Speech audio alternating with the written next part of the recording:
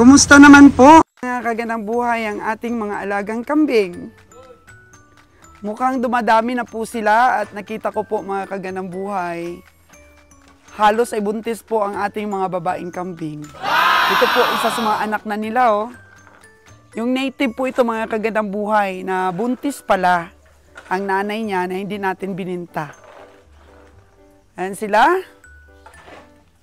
Musta na kaya ang ating mga alagang kambing? Atin po silang silipin.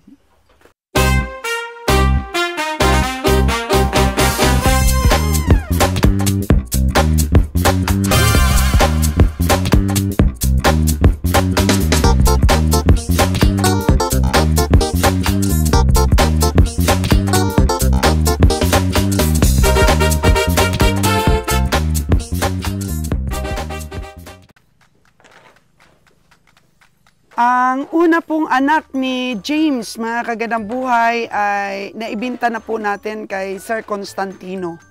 O, di ba? Nag-income na tayo sa ating mga kambing. So, ito buntis. Of course, ang tatay nito, si James.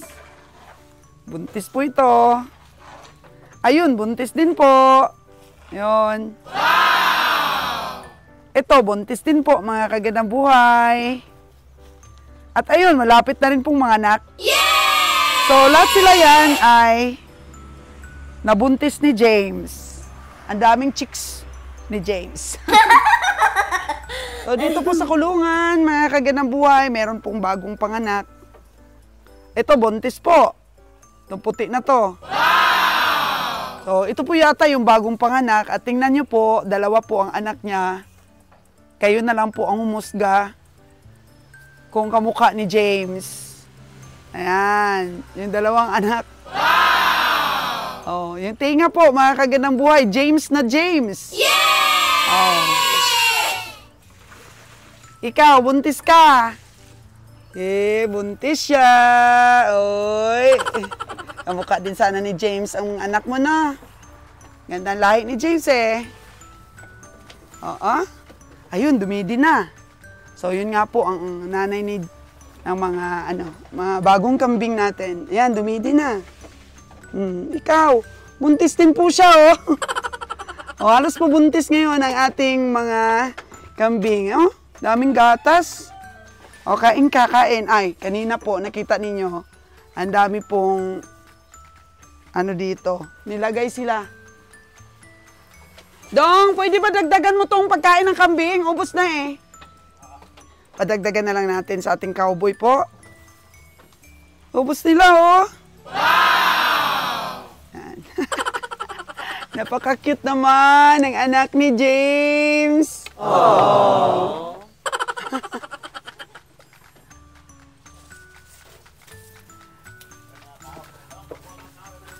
Oh, sige. Dagdagan po natin ang pagkain ng ating mga kambing. Kabihang Roger, naku, dumami ang lahi ni James! Yay!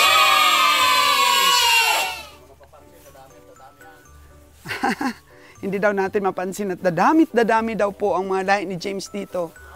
Mayroong bagong panganak. Napaka-cute. Tubong-tubo na po tayo mga kagandang boy kasi dalawa. Dalawa po yung naging anak niya. At saka kamukha po ni James. Mamaya po makita ito ni Sir Constantino. Imamain po ito. Wow! Hala! Galing naman ni James Jr. Yay! Mukhang kamukha po. So, ito mga kambing na to, mga kagandang kung naalala ninyo, nabili po ito ni Kabeng Roger dun sa Kabangkalan. Tapos ang mahal ng bili nila ni Nalon nito, tapos inantog-antog nila sa La Libertad. And then sabi ni Kabeng Roger, benta na lang yung mga lalaki. Tsaka yung mga babae iwanan. Silipin nga po natin ang history ng kambing na to, mga kagandang buhay. Magbalik tanaw po tayo sa pagbili ni Kabeng Roger dito at sa pag-antog-antog po nila ni Alan. Kung ano pong nangyayari dito sa mga kambing nila. Kunti pong konting flashback lang po. Hello mga kagandang buhay! Marami po kaming kambing ngayon. Dadalhin po namin sa La Libertad Livestock Auction Market. So, nabili po namin ito sa Kabangkalan Livestock Auction Market, mga kagandang buhay. Nakabulto po kami doon ng 15 pirasong mga kambing. So, iantog-antog po namin ito, mga kagandang buhay. Ang antog-antog po ay bibili ng mga hayop at ibenta din po, buy and sell, mga kagandang buhay.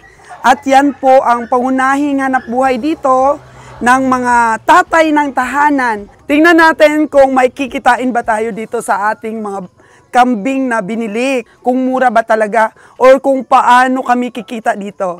So come on, let's go to La Libertad Livestock Auction Market.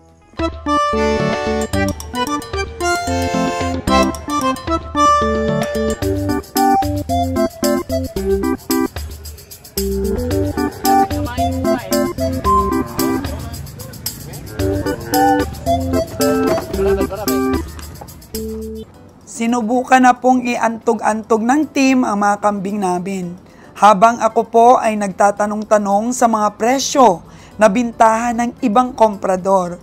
Para sa ordinaryong mahinti, napil ko ang hirap sa trabaho nila, lalo't makabili sila ng mga hayop na kailangang lugihan para maibili ulit para makabawi.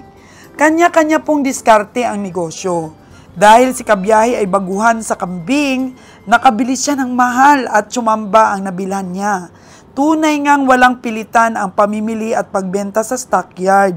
Laging nasa kasunduan.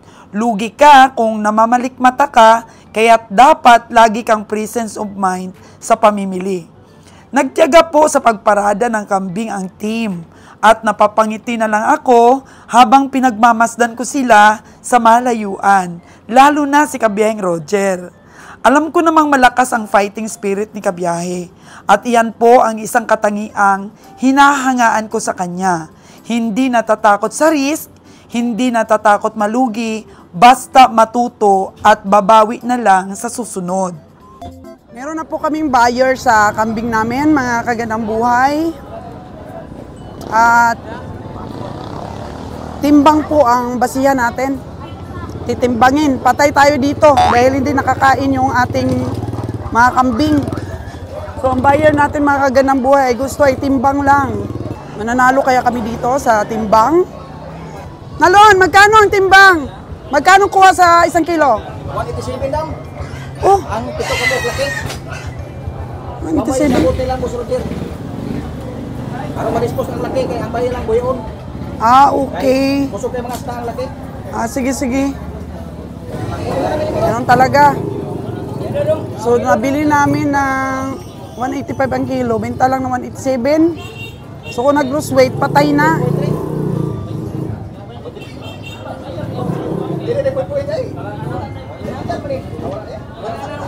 So, 185 ang bili natin. 187 yung binta. 2 pesos at kilo. 2 piso lang. Tapos, hindi pa sinusuma yung mga kuwit. Gusto lang matay, kinagmay lang. Ah,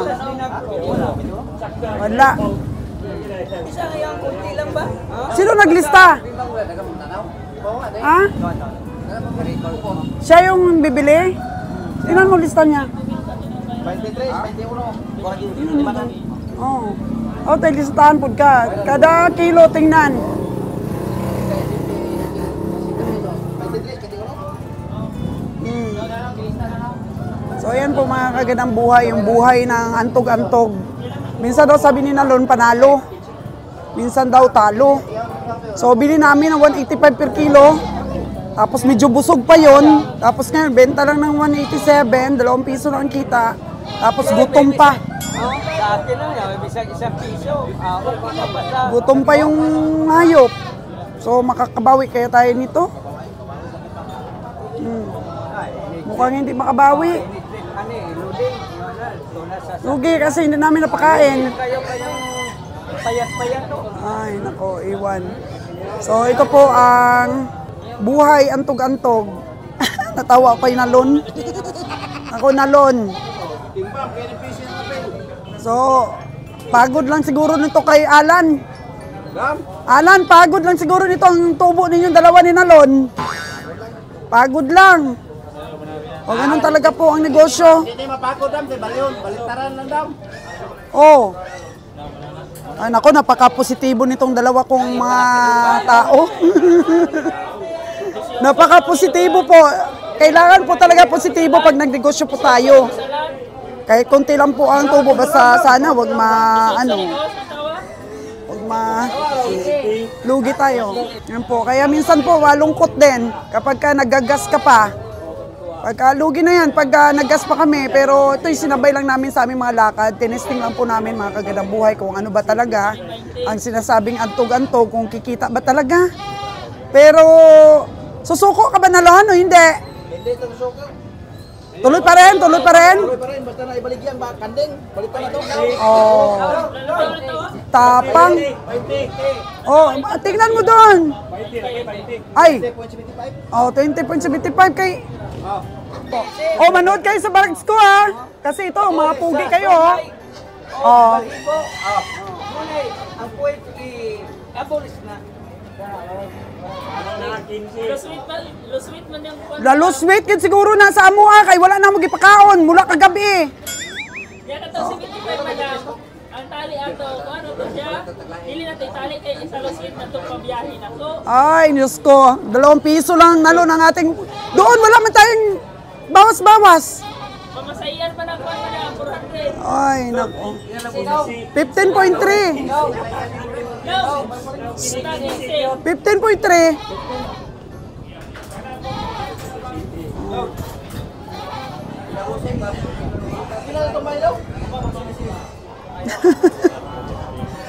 Ang po mga kaganang buhay ha, yung ina natin yung resulta mamaya kung magkano nilugi natin. So sa negosyo pong livestock mga kaganang buhay, hindi po natin masasabi na tutubo tayo. Kasi yung binili ko sa kanilang 3,000 yung kinatay namin, eh medyo hindi po yun kumakain, binili ko na lang. Kaysa baka mamatay pa sa buong gabi. 19.8 man!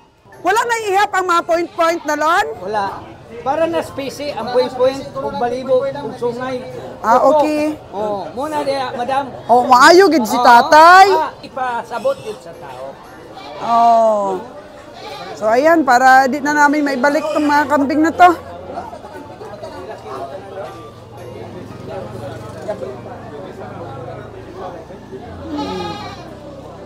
Ano na? Tingnan natin mamaya. Tanungin na lang natin si Nanon kung ilan lahat ang benta. So, ayan po mga kagandang buhay ang aming kambing na inantog-antog. At marami pong natira. Ayan, alagaan na lang po daw ni Kabeng Roger ito. Wow, nadali tayo dito sa mga kambing. Ayan.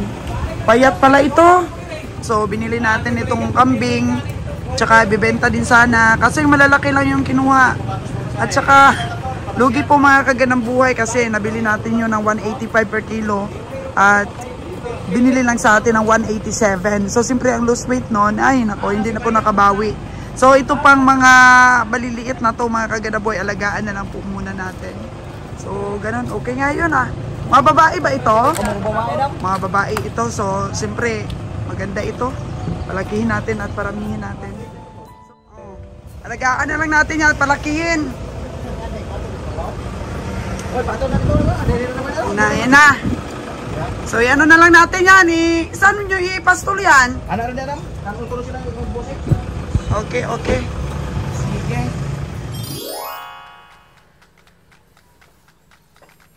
Halos buntis silang lahat, mga kagandang buhay. Yay! Halos buntis silang lahat. Tingnan natin dito. Akitin natin. Busy kasi ngayong marami ang baka po, mga kagandang buhay, kaya hindi masyadong nalinis ni Nunoy ang kulungan nila. Isa lang dito oh, pero buntis din. Buntis din po. Kaya siguro pag nag-loading tayo, linisin nila yan. Silipin natin dito si James. Hello James! Nako, wasak na pala James yung ano mo dito. Kulungan. Oh, no! Yan po yung tenga ni James. So, kuhang-kuha po ng mga anak niya. Yan po si James kasi hindi na natin finids. Si James, inano na natin, dinayet na natin po si James.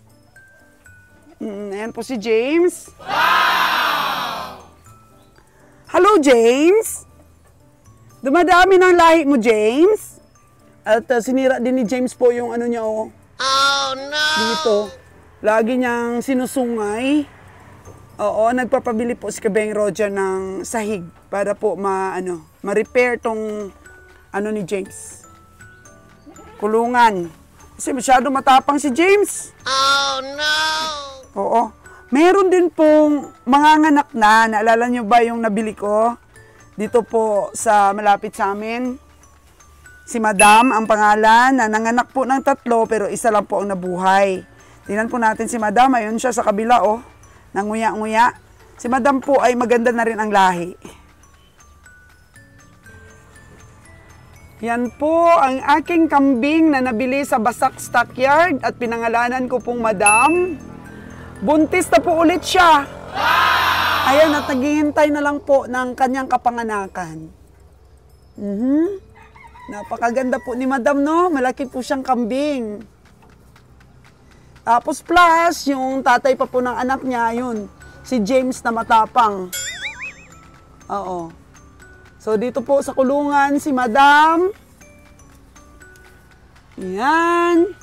At nabenta na natin po ang anak ni Madam kay Sir Constantino. At ito manganganak ulit si Madam at pababantayan ko po ito. Dahil magaling po ito, 3 po ang anak. Pero sa kasawiang palad, isa lang po ang nailabas niya ng buhay. So the next time around, sana mabantayan po ang panganganak ni Madam para po matulungan po siyang iire ang kanya pong anak. Dahil malaki po eh. Puro malalaki yung anak ni Madam. Malalaking lahi ang binigay sa kanya ni James. So sana, may luwal ni Madam ang mga anak niya. Dapat 3 rin, Madam, ha? Bigyan mo ako ng 3 anak mo, ha? Dumadami na po ang ating mga kambing at hindi pa po kami nakakatay ng kambing namin. So, bala ko po nga sana na dalhin ito dun sa sa lugar namin. Pero sige lang, dito lang muna sila. Oh, yung iba po tinali ni Nunoy dun sa sa labas. Oh, 2, napaka-bless po natin kung makapanganak po yung kambing natin, 2 o 3. Oh, tapos napaka-cute po yun pag mga 3. O kasi maliit, si Madam mas malaki. Maliit lang itong mga inay na to, puro buntis. Yun, malapit ang mga anak yun, oh. Tapos si Kabeng Roger po nagluluto. Yan. Hello, Kabeng Roger! Sa totoo lang po. Ni Fred! Ni Boss Fred. Yan, meron na pong nag-order sa atin. So, ang ganda naman ng bagong anak ni James. 2, kamukhang-kamukha niya, kabiyahe. Paayos pa daw ni Kabeng Roger yung pulungan. Oo. Kakatuwa din po mga kagandang buhay, no? Kapag ka nag-alaga ng kambing. So, pag naayos na po ni Kabeng Roger yung kulungan, bibili talaga ako ng kagaya kay Madam kalaki na mga inahin. Bibili po ako mga kagandang buhay. Kasi hindi natin natutukan sila eh. Palitan natin yung mga native natin dito na mga inahin. Tapos mag-alaga po tayo ng marami. Hello! Ang cute talaga. Si Mr. Farmboy po, ang dami na niyang alagang kambing. Nako, 100s na yata. Pero yun nga po, yung nabili niyang baka sa atin na galing Batangas na pinangalan niya pong Tanggol, namatay. Di po nakasurvive sa trangkaso. Kumusta yung isa? Si Jordan, sinubuan namin siya. Yung baka po ni Sir Jaden. Sinubuan namin siya at antabayanan po lagi ni Nalon. Lagi pong balik-balikan at painumin po ng tubig at subu-subuan kahit pa konti-konti. Kasi medyo talaga siya, mahina. Mahina po ang katawan ngayon ni Jordan. Pero sana sa paunti-unti kada araw ay makarecover pa ang Jordan natin. So, ayan po yung ating mga fattening, mga kagandang buhay. At napakarungis po nila. Napakarungis na ating mga baka dito. Hindi pa sila nalinisan po, mga kagandang buhay, oh. So, 1, 2, 3, 4, 5, 6, 7, 8, 9, 10, 11, 12. Isang dosena po sila dito. Wow! Mamaya po pakita ko, mga kagandang buhay, yung 62K ko pong pinatining palabas natin. Mamaya, pag tapos na pong mag-almusal, yung ating pong mga tao.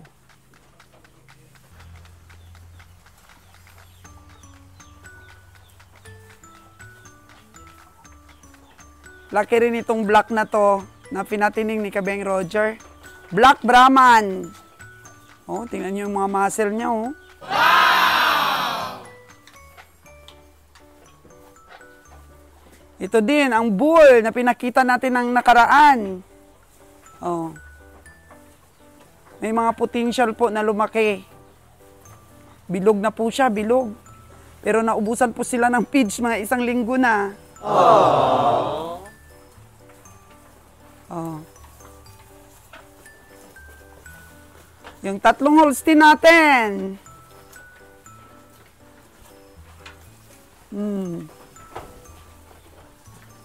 Aba, magaling na yung sugat mo dong, ha.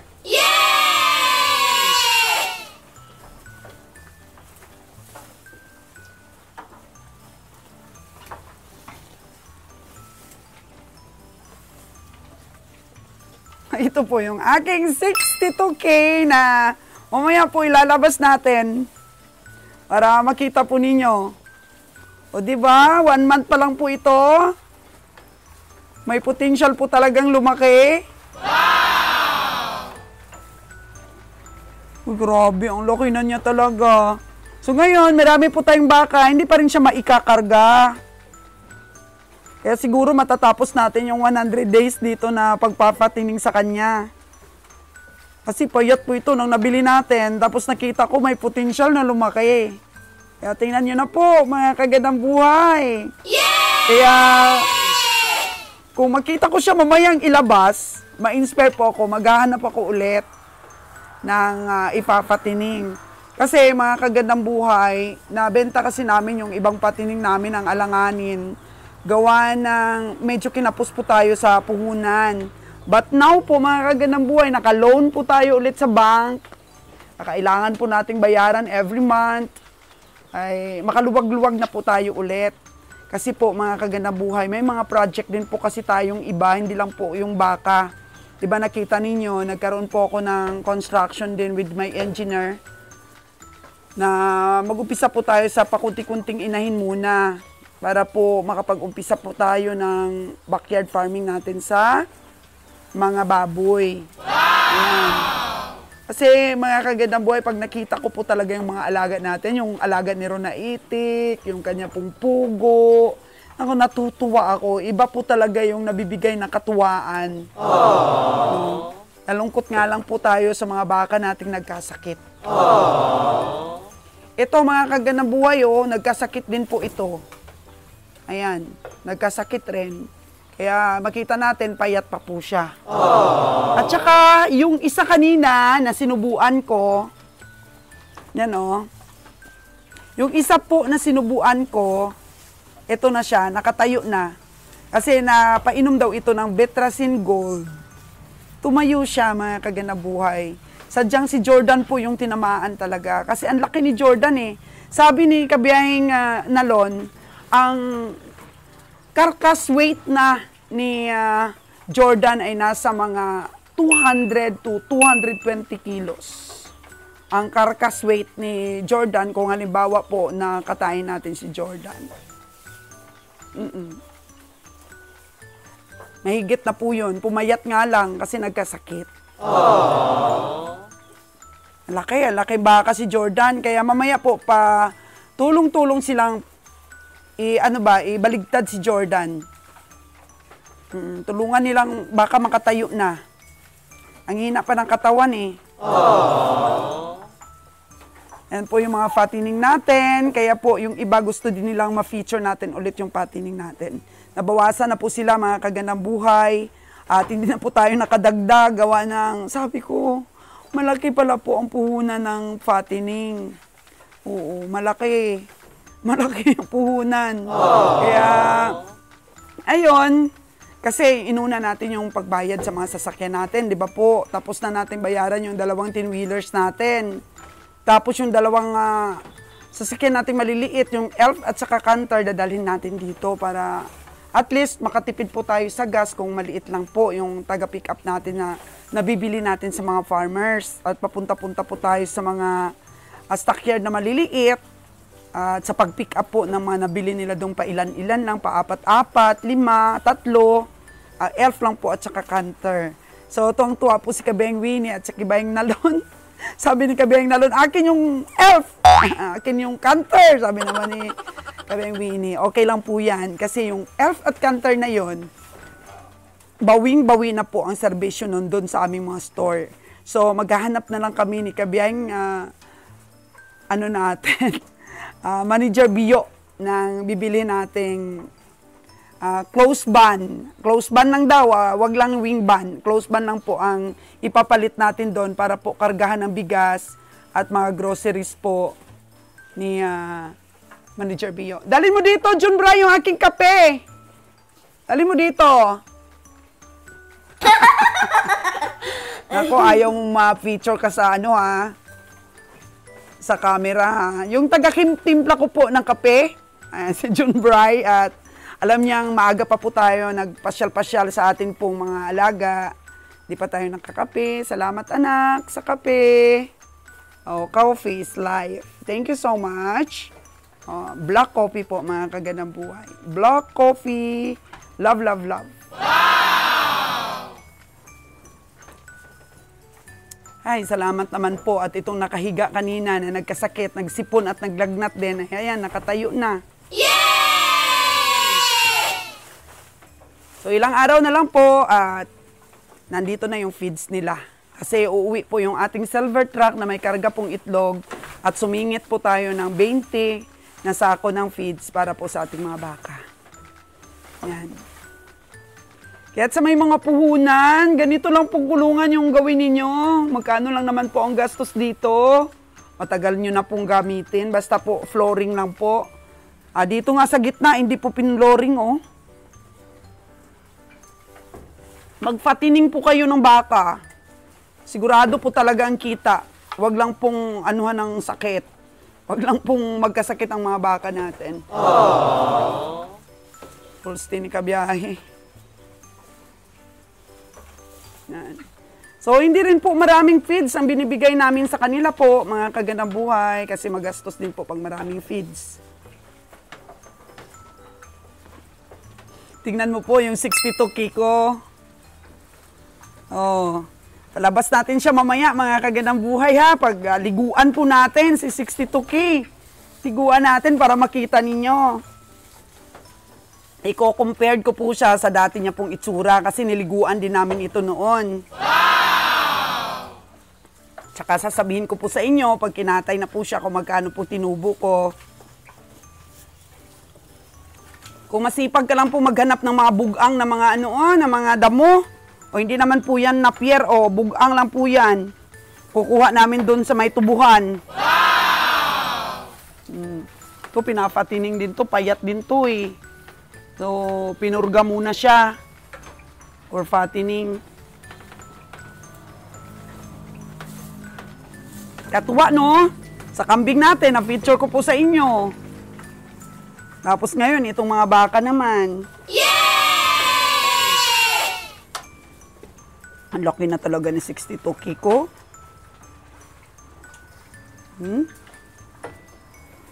Kahit 20-20 lang po na sako yung natin, masingit natin po sa truck natin.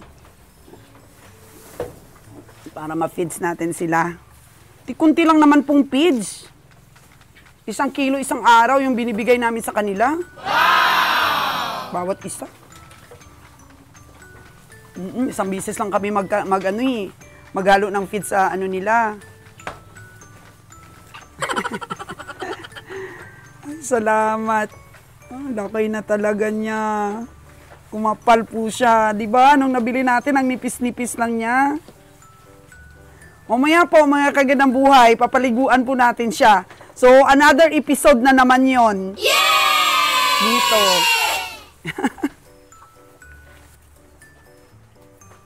Grabe, ang dami-dami na pong damo yung binigay sa'yo. Naubos mo na agad. O ilang na yan, ilang lagay na po ng feeds yan. Ubos agad rin. Nakailang lagay na yan, punong-puno. Ubos pa rin po, mga kagandang buhay.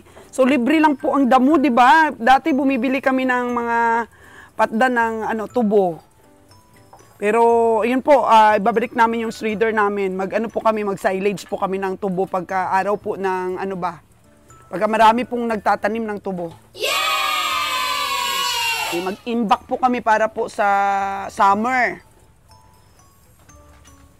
Gawa tayo dyan ng malaki pong lagyan ng silage. Ito lang po yung pinakain sa kanila ngayon, Copramil lang po. Copramil po at saka Malta. Yan po yung Malta, Di ba yung sapal po ng trigo? Binibili po namin yan, 220 na po ngayon yung isang ganyan. Oo, pangpabusog lang po, mga kagandang buhay. Tapos sinahaluan po namin ng Copramil. Tapos saluan po ulit ng feeds kapag po dumating yung feeds natin. Malaki po ang natitipid namin dahil sa Malta po, mga kagandang buhay. Pampabusog. Kagaya po nito, may potential talaga pong lumaki itong itim na to. So, ayan po mga kagandang buhay for our vlogs for today. Thank you po. Thank you po sa panonood lagi. At sana po ma-inspire din po kayong mag-alaga at matuwa na nakikita po natin na healthy ang ating mga alagang hayop.